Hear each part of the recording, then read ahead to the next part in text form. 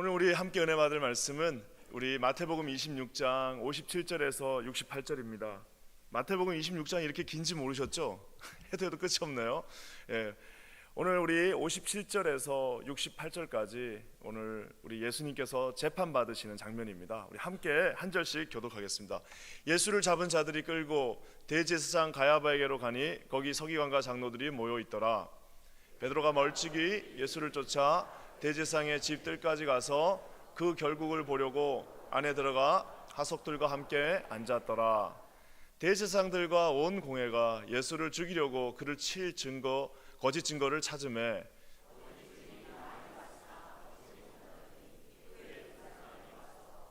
가로되 이 사람의 말이 내가 하나님의 성전을 헐고 사흘에 지을 수 있다 하더라 하니 대제사장이 일어서서 예수께 묻되 아무 대답도 없느냐?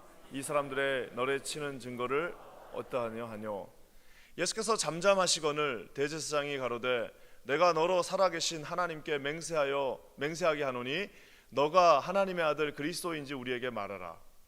예수께서 가라사대 내가 말하였느니라. 그러나 내가 너에게 이르노니 이후에 인자가 권능의 우편에 앉은 것과 하늘 구름을 타고 오는 것을 너희가 보리라 하니 이에 대제사장이 자기 옷을 찢으며 가로되 저가 참남한 말을 하였으니 어찌 더 증인을 요구하리요. 보라 너희가 지금 이 참남한 말을 들었도다. 어떠하뇨? 대답하여 가로되 저는 사형에 해당하니라 하고 이에 예수의 얼굴에 침 뱉으며 주먹으로 치고 혹은 손바닥으로 때리며 가로되 그리스도야 우리에게 선지자 노릇을 하랴. 너를 친 자가 누구냐 하더라. 아멘. 오늘 이 새벽에 이 말씀은 오늘 예수 그리스도의 재판을 말씀하고 있습니다.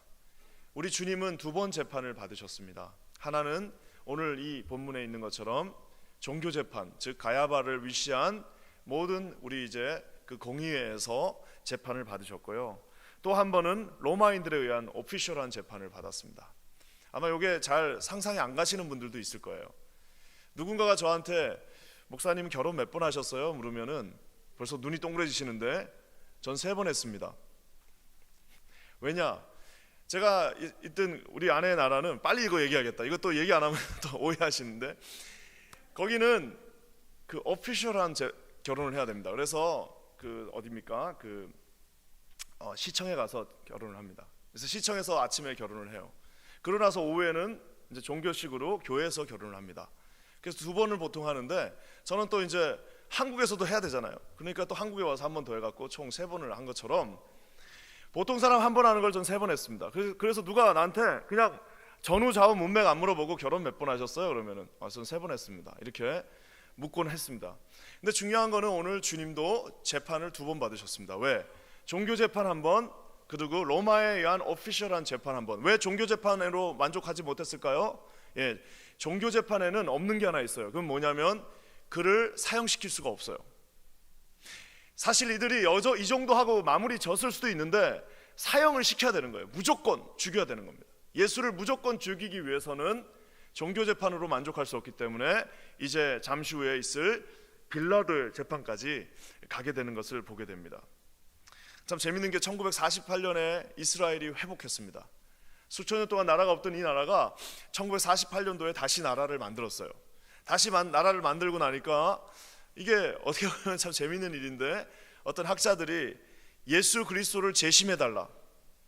예수 그리스도가 한 거 항소하지 못하고 억울하게 죽었으니 다시 재심해달라라고 당시 이스라엘 이제 대법관에 항소 심의를 올렸어요.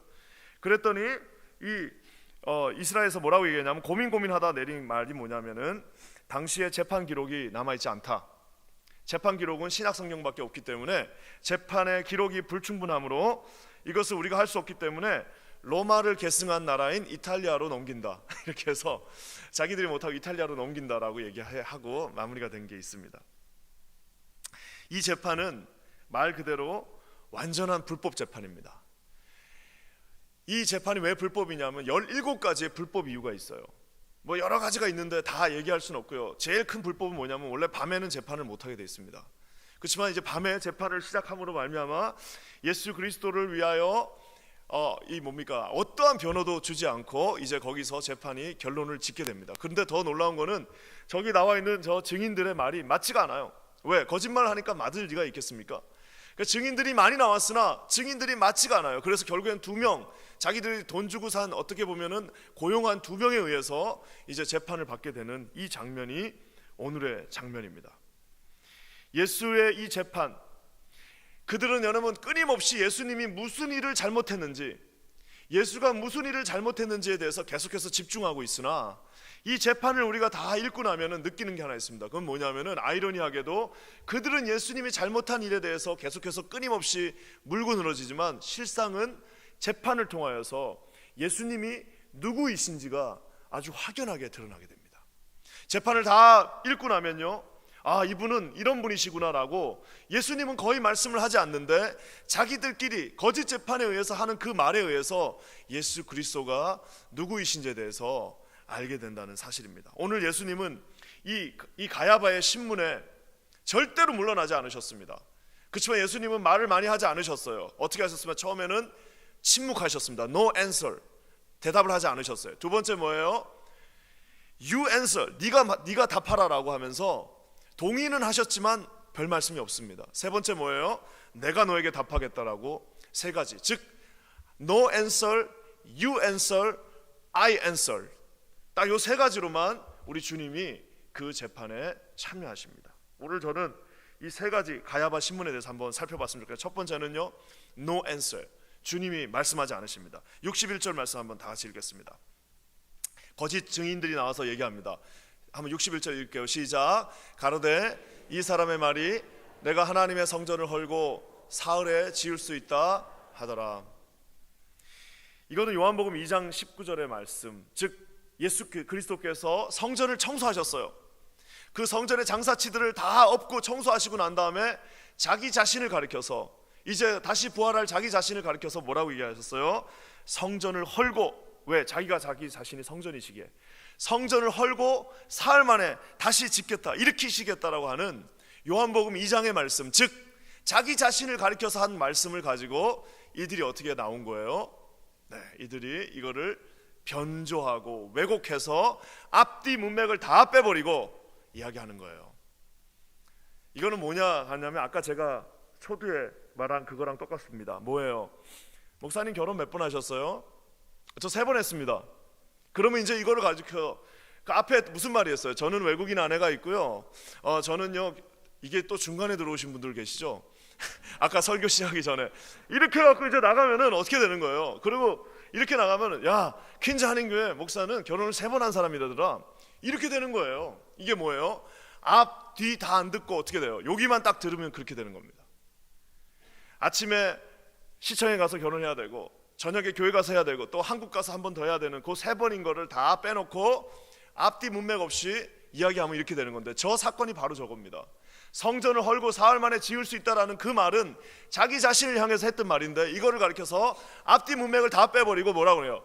저기 있는 저 놀라운 성전을 저가 다 무너뜨려 버리고 사흘 동안 지을 수 있다라고 얘기합니다 라고 하니까 이것이 맞냐라고 이제 가야바가 묻고 있는 겁니다. 우리가 아는 것처럼 이 말씀은 아이러니하게 십자가에 매달리신 예수가 고통받고 있는 그 순간에 그곳에 지나가던 행인들이 뭐라고 얘기해요? 너가 성전을 헐고 사흘에 짓는 자여, 네가 네 자신은 구원할 수 없구나, 네 자신을 구원해버려라고 하면서 예수님을 놀리는, 예수님을 조롱하는 그 말로도 사용되어지고 있습니다.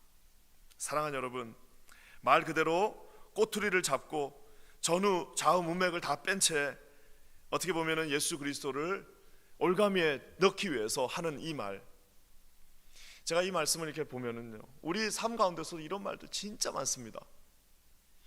전후 좌우에 어떤 컨텐츠라는 게 있는데 그거 다 빼버리고 딱 자기가 원하는 말 하나만 가지고 가서 저 사람이 저렇게 얘기했대 라고 얘기하는 것들이 많아요. 그래서 정말 우리는 정말 예수님 본받아야 됩니다. 어떻게 해요? 예면 예, 아니면 아니다, 이거지. 누가 이렇게 얘기했다더라라고 벌써 간접 화법이 되면 그때부터 자기 자신의 의도가 들어가는 겁니다. 그래서 여러분, 교회에서 가장 성숙한 사람 누구예요? 누군가가 자기한테 와서 저에게 이런 기도 제목이 있습니다, 여러분 한번 지금 여러분 스스로를 한번 잘 생각해 보세요. 여러분 만약에 여러분이 정말 수치스럽고 너무너무 어려운 기도 제목이 있어요. 이거 정말 나 이걸 어떻게 얘기해야 될지 모르겠는데 찾아가실 수 있는 분이 있나 한번 생각해 보세요. 그 찾아가실 수 있는 그 첫 번째 떠오르는 얼굴은 누구냐? 그 사람은 정말 신뢰할 수 있는 사람입니다. 근데 그걸 딱 듣고 나서 야, 3번 결혼했대 하면서 자기가 원하는 말만 가지고 한다면은 오늘 여러분 이 말씀에 있는 가야바처럼 그 거짓 증인들처럼 나오는 자들이라고 할 수 있습니다. 예수님이 뭐라고 반응하세요? 우리 63절 말씀 한번 읽어볼까요? 이 말도 되지 않는 말에 63절에 이렇게 시작합니다. 예수께서 잠잠하시거늘. 예수께서 대답을 안 하세요. 그냥 가만히 계십니다. 잠잠하게 가만히 계세요. 잠잠하게 가만히 계셨던 이유가 뭘까요? 그들은 왜곡된 말을 했습니다. 그들은 본의 아닌 말을 했지만 어떻게 보면 그 말이야말로 우리 예수 그리스도가 성전이심을 다시 한번 보여주는 말이에요. 그들은 그런 의도로 말을 하지 않았습니다. 그들은 어떻게 해서든지 예수를 긁어내리려고 깎아내리려고 했던 말이었으나 그 말은 아이러니하게도 진정한 성전 되신 예수 그리스도께서 죽은 지 3일 만에 다시 부활하실 것에 대해서 그 적들에 의해서 그 입술을 통하여서 말하게 하셨다라는 사실입니다. 우리가 아는 것처럼 심지어는 이사야 53장에 어떤 예언이에요?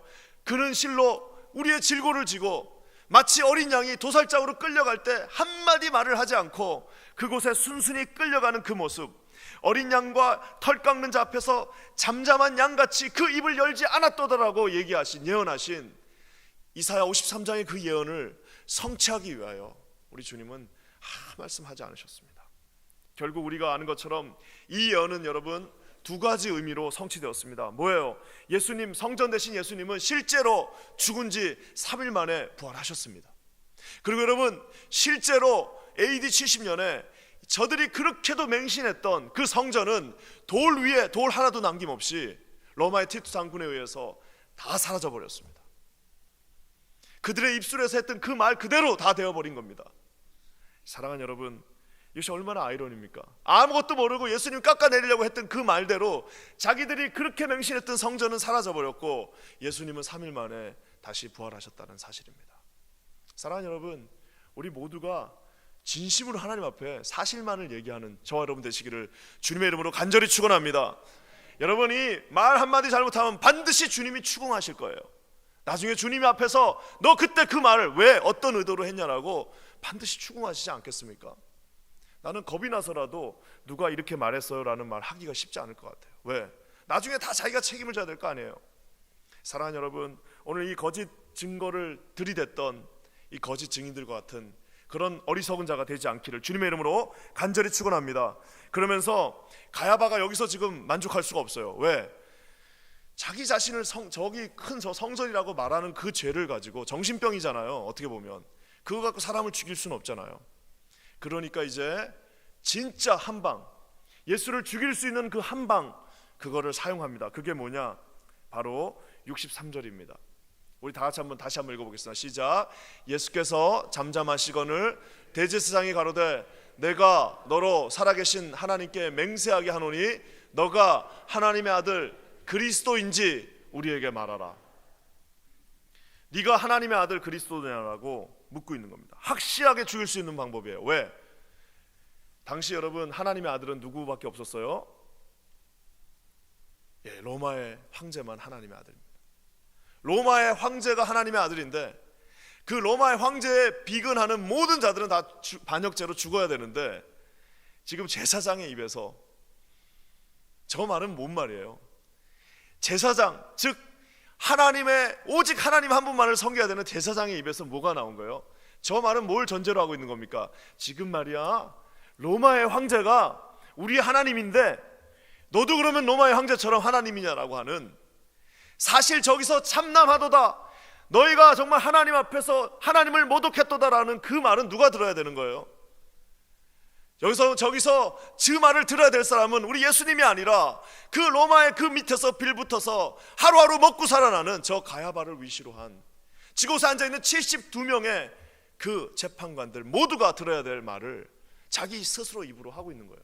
야, 너 말이야 로마의 황제님 그분이 진정한 하나님의 아들인데 그러면 너도 진정한 하나님의 아들이냐라고 지금 그가 묻고 있습니다. 예수님 여기서 결정하셔야 돼요. 만약 여기서 그렇다라고 얘기하면 이제 본인이 겟세마네 동산에서 기도했던 것처럼 이제는 그 잔을 들고 그 잔을 마시고 십자가를 져야 됩니다. 왜? 반역죄이기 때문에. 하지만 여기서 노하면 이제 그냥 한두 대 맞고 풀려날 수 있는 그 상황입니다. 이 절대절명의 순간에 우리 주님께서 어떻게 대답하십니까? 64절 말씀 우리 다 같이 한번 읽겠습니다. 시작. 예수께서 가라사대 너가 말하였느니라. 너가 말하였느니라. 여기까지만 읽겠습니다. 네가 말했다. 네가 말했다. 그냥 헬라어로는요 뭐라고 얘기하냐면 네 방식대로 네가 표현했다. 이 말은 뭐예요? 우리 주님은 거짓말을 할 수 없어요. 만약에 주님한테 누가 가서 예수님 저 이뻐요 안 이뻐요 물어보면 정확하게 얘기해 주실 거예요. 예수님 저 이뻐요 안 이뻐요? 너 은혜가 넘치네 이렇게 얘기 안 합니다. 아유 귀엽네 이렇게 얘기 안 하고 너는 이쁘다 안 이쁘다 이렇게 얘기하실 것 같기도 해요. 왜요? 나한테는 다 이뻐 이렇게 얘기하시겠죠. 그렇지만 세상 사람들은 그렇게 생각 안 할 거야 이렇게 말할 수도 있어요. 왜요? 정확하게 저렇게 말합니다. 너가 하나님의 아들이냐라고 하는 그 말에 우리 주님은요 어루머리머리 해가지고 글쎄 이렇게 말하지 않으셨어요. 뭐예요? 네가 한 말이 맞다. 네 방식대로 표현했다라고 정확하게 말하고 계십니다. 겟세마네 동산에서 땀방울이 핏방울이가 되도록 기도하신 그 기도의 결론이 여기서 맺어지는 것입니다. 결국 이 두 번의 답변을 통해서 오늘 참 아이러니하게도 예수님은 자기 입으로 한 말도 안 했어요. 예수님은 자기가 성전이라고 말하지 않으셨습니다. 예수님은 자기가 하나님의 아들이라고 말하지 않았어요. 예수님은 자기가 사흘 만에 부활한다는 말도 하지 않았습니다. 그렇지만 아이러니하게도 원수들에 의해서 이 에너미들에 의해서 그 입술을 통해서 고백되어지게 말했습니다. 주님은 여기서 이 정도 하고 이제 분위기가 험악해지니까 이 정도 하고 이제 딱 마치셔야 되는데 여기서 갑자기 지금까지 한 말씀 안 하시던 주님이 이제 내가 너에게 대답하겠다라고 한 말씀을 더 하시면서 오늘 결정타를 날립니다. 64절 말씀 우리 같이 한번 읽어보겠습니다. 시작. 예수께서 가라사대 내가 말하였느니라. 그러나 내가 너희에게 이르노니 이후에 인자가 권능의 우편에 앉은 것과 하늘 구름을 타고 오는 것을 너희가 보리라. 주님이요 갑자기 그러나 내가 한마디 하겠다라고 하면서 그러나 하고 한 말씀을 하십니다. 뭐예요? 권능의 우편에 앉아 계셨다. 저 권능의 우편은 여러분 우리 히브리인들은 하나님에 대해서 잘 말을 하지 않습니다. 하나님이라는 말을 안 하기 때문에 완곡하게 표현해 놓은 거예요. 저 권능의 우편은 곧 하나님 우편을 말하는 겁니다. 이후에 인자가 우리 다니엘서에서 나왔던 그 Son of God이 어떻게 나온 거예요? 이 하나님의 인자가 이제는 하나님의 우편에 곧 앉게 될 것이다.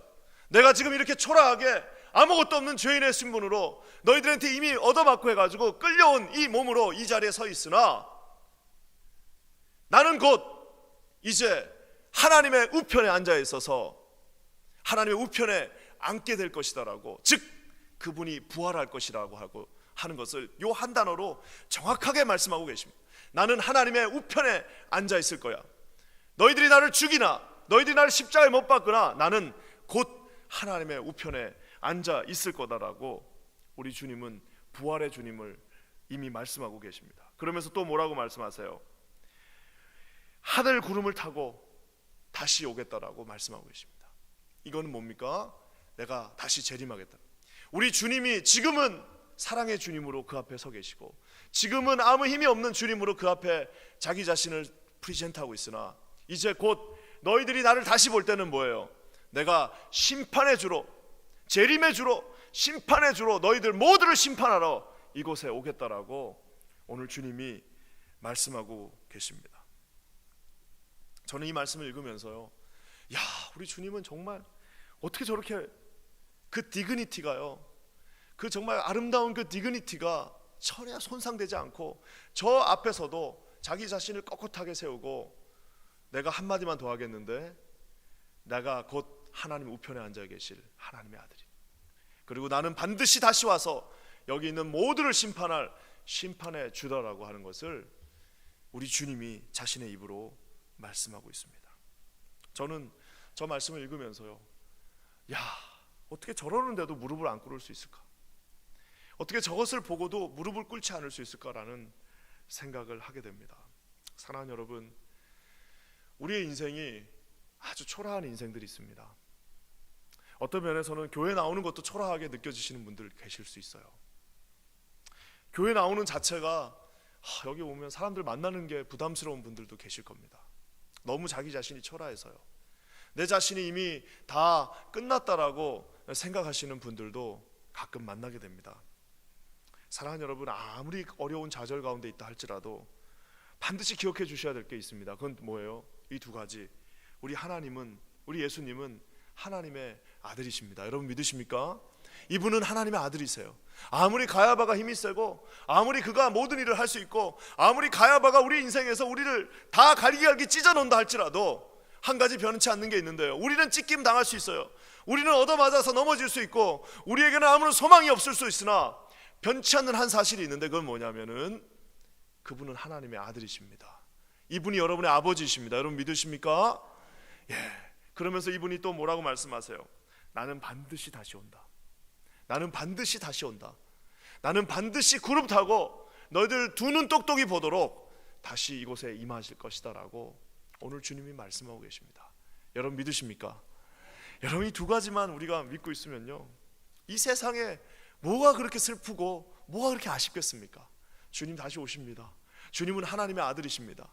주님은 심판하실 분이십니다. 이러면 여러분, 우리가 더 감사한 건 뭐예요? 내 삶이 공공하면 공공할수록 주님의 그 말씀, 마음이 가난한 자 복이 있다. 너희들 그 심령이 가난한 자들에게 이 천국 전부가 다 너희 것이다 라고 하신 주님의 그 위로의 말씀이 진정으로 우리의 마음을 울리는 위로라는 사실입니다. 저는 오늘 이 말씀, 지난 이번 일주일 내내 이 말씀을 묵상하면서 참 우리의 마음이 하나님께서 이 26장, 27장, 28장을 향해서 나가는 이 모든 장에 우리 주님은 최후의 순간까지도 저와 여러분들을 사랑하고 계시는구나.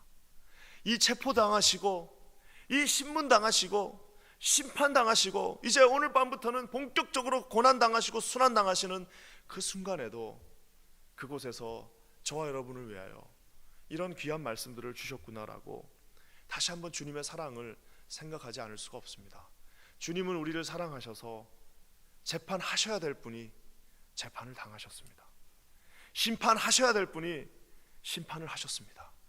십자가에 못 박아서 다 없애버려야 될 분이 자기 스스로가 십자가에 못 박혀 죽으셨습니다. 왜요? 오늘 이 제목처럼 이처럼 저와 여러분들을 사랑하셨기 때문입니다. 사랑하는 여러분, 이 깊은 묵상 가운데 들어가시는 저와 여러분 되시기를 주님의 이름으로 간절히 축원합니다. 그러면서 오늘 이 참남한 인생들, 대제사장 가야바를 위시한 이 참남한 주님 앞에 용서받을 수 없는 이 죄인들의 여러분 모습들을 한번 볼까요? 68절입니다. 우리 68절 한번 다 같이 읽겠습니다. 시작. 가로되 그리스도야 우리에게 선지자 노릇을 하랴. 너를 친 자가 누구냐? 때려놓고 이제 누가 너를 때렸어? 너가 선지자라면서, 그리고 아마 뺨을 탁 때리고 누가 때렸을까요? 하고 그 인간의 더러운 마음들이 그곳에서 아주 세디스틱한 고통을 즐기는 그 마음들이 그곳에서 나옵니다. 우리 67절 그 전절에도 있어요. 67절 말씀도 한번 볼 수 있으면 보겠습니다. 67절에 이렇게 나와 있습니다. 예수의 얼굴에 침 뱉고 주먹으로 치고 손바닥으로 때리고, 이제 이때부터 처절한 주님의 고통이 시작됩니다.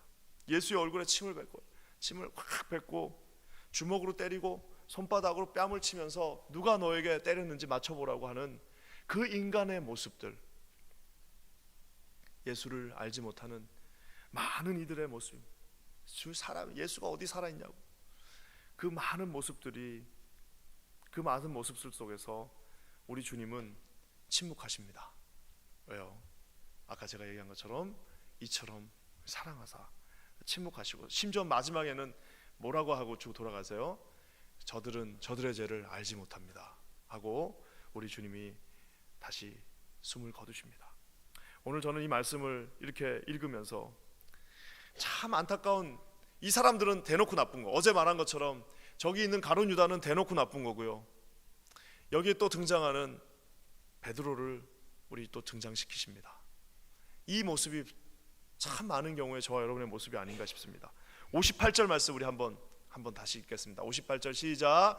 베드로가 멀찍이 예수를 쫓아 대제사장의 집 뜰에까지 가서 그 결국을 보려고 안에 들어가 하속들과 함께 앉았더라. 저기 보면 재밌는 단어가 하나 나옵니다. 베드로가 멀찍이 예수를 쫓아. 우리 주님은 베드로에게 뭐라고 말씀하셨어요? 너는 나를 쫓으라. 너는 나를 쫓으라. 어떻게 해요? 십자가를 지고 나를 쫓으라고 말했는데 오늘 베드로는 어떻게 쫓아요? 멀찍이. 안 쫓는 거 아닙니다. 절대 안 쫓는 거 아니에요. 쫓아요. 그렇지만 어떻게 해요? 멀찍이. 왜요? 여기서 조금 더 가면 이제 힘들어지거든. 그러니까 멀찍이 주님을 쫓고 있는 베드로의 모습을 보게 됩니다. 이민교회 정말 저 어떻게 그 거리 디스턴스를 그렇게 잘 유지하는 분들이 많은지 몰라요. 다 거기까지만. 거기서 한 발 더 안 들어갑니다. 한 발 더 들어가면 이제 봉사도 해야 되고, 한 발 더 들어가면 이제 11조도 해야 되고, 한 발 더 들어가면 이제 목사님한테 혼도 나야 되고, 한 발 더 들어가면 제자 훈련도 해야 되는데 그 디스턴스를 멀찍이. 안 쫓는 거 절대 아닙니다.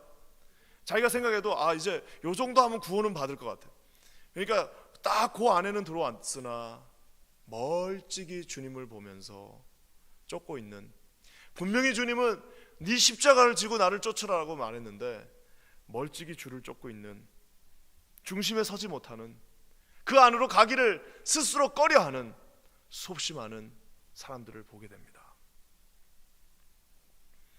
그들이 있는 자리는 어디예요? 주님 뭐라고 그랬어요? 나와 함께 십자가를 지고 나를 따르라고 말씀하셨는데 베드로가 있던 곳은 어디예요? 하속들과 함께 있었더라. 하속들은 우리가 같이 있어야 될 사람들이 아닙니다. 그 가야바의 하속들은 우리가 그곳에 있어야 될 곳이 아닙니다. 우리는 어디 있어야 돼요? 주님 옆에, 주님과 함께 주님의 십자가를 지고 주와 함께 그곳으로 가야 하는데 멀찍이 그 하속들과 함께 불을 쬐면서 갔다 말았다, 들어갔다 나왔다, 조금 할만하다 싶으면 들어갔다가, 조금 감정 상하면 다시 나오고, 조금 여력이 있으면 들어갔다가 또 다시 나왔다가, 이것을 끊임없이 반복하고 있는 저 베드로의 피곤한 모습을 오늘 주님은 마태를 통해서 살짝 집어넣으셨어요. 주님은 물러나지 않으셨습니다. 주님은 그곳에서 한 발짝도 물러나지 않고 그 모든 그 고난의 잔을 다 본인이 몸소 다 지셨는데 수제자라고 하는 베드로는 멀찍이 서서 하속들과 함께 있으면서 우리 주님의 고난을 비켜가려고 노력하는 모습을 보게 됩니다. 사랑하는 여러분, 우리 중에는 그런 분들이 없겠지만 우리 모두가 저 베드로가 아니라 주님의 마음처럼 그 가야바 앞에 서 있는, 정말 십자가를 지고 주님과 함께 동행하는 저와 여러분들 되시기를 주님의 이름으로 간절히 축원합니다. 우리 인생이 여러분 주님을 쫓아가고 주님께 가까이 있고 십자가를 직접 지고 가면 그 인생이 고달플 거라고 생각합니다. 그 인생이 실패할 것 같이 두렵다고 생각합니다. 그 인생이 가야바에 의해서 산산이 찢겨질 거라고 여러분 착각하시고 계십니다. 그 여러분 착각이에요. 주님과 가까이 있으면 절대로 누구도 우리를 해할 수 없으며, 주님 바로 옆에 있는 여러분들을 누가 감히 해할 수 있으며, 그분은 그냥 하나의 갈릴리의 인간이 아니라 하나님 우편에 앉아 계신 하나님의 아들이십니다. 여러분이 드려야 될 십자가는, 여러분이 지고 가야 할 십자가는 그냥 십자가가 아니라 다시 오실 재림의 주님께서 직접 우리에게 맡겨주신, 이것은 여러분 형벌이 아닌 우리에게 주신 하나님의 특권이라는 사실을 여러분 잊지 마시길 주님의 이름으로 간절히 축원합니다. 이것은 여러분 저주가 아닙니다. 이거는 여러분 그냥 버리고 싶은 그 형벌이 아니라 하나님께서 아무에게나 허락하시지 않은, 정말 선택한 소수에게만 하나님이 주신, 너는 너의 십자가를 지고 나를 따르라고 하신 그 주님의 그 명령을 들을 게 있는 자만 들을 수 있는 그 놀라운 축복이라는 사실을 주님의 이름으로 간절히 축원합니다. 베드로처럼 멀리서 그 인생처럼 피곤한 인생이 없어요. 그런 인생은 어떻게 해야 돼요? 계속 눈치 봐야 됩니다. 여기 갔다 저기 갔다 여기 갔다 저기 갔다. 계속 자기 감정에 끌려다녀야 돼요. 감정이 좋을 때는 하고 싫으면 그냥 그만둔다 그러고, 또 좋으면 또 했다가 싫으면 그만. 왔다 갔다 교회도 피곤하고 와이프도 피곤하고 남편도 피곤하고 애들도 피곤해지고 자기 자신은 얼마나 힘들겠습니까? 십자가에 자기 자신을 아예 묶어버리고 주님께서 가야바에서 한 발자국도 밀려나지 않은 것처럼 제 인생도 십자가 지고 우리 주님 가신 그 길, 주님께서 우리에게 특권으로 주신 이 길을 끝까지 절대로 양보하지 않고 끝까지 주님 앞에 충성하며 나가겠습니다. 이렇게 다짐하시는 사랑하는 우리 킨즈하는 교회 모든 성도들 되시기를 주님의 이름으로 간절히 축원합니다. 우리 함께 기도하겠습니다. 하나님 참 고맙습니다. 오늘 이 귀한 말씀처럼 우리는 약하고 우리는 아무것도 할 수 없고 우리는 가야바 앞에 서 있는 죄인이나 우리 주님 앞에 우리가 서서 나가며 하나님 바라보기 원합니다. 하나님 아버지, 우리 예수님은 한 말씀 하지 않으셨으나 죄인들의 입술을 통하여 그는 사흘 만에 다시 부활할 것임을 예고하셨고 다시 오실 심판의 주님이심을 우리 모두에게 보여주셨습니다. 하나님 아버지, 우리도 이 귀한 진리 앞에서 절대로 물러서지 않고 끝까지 주님 향해 나가는 우리 사랑하는 모든 퀸즈하는 교회 성도들 되게 하여 주시옵소서. 우리 그렇게 하실 놀라운 주님을 찬양합니다. 홀로 영광받아 주시옵소서. 예수님의 이름으로 간절히 기도합니다. 아멘.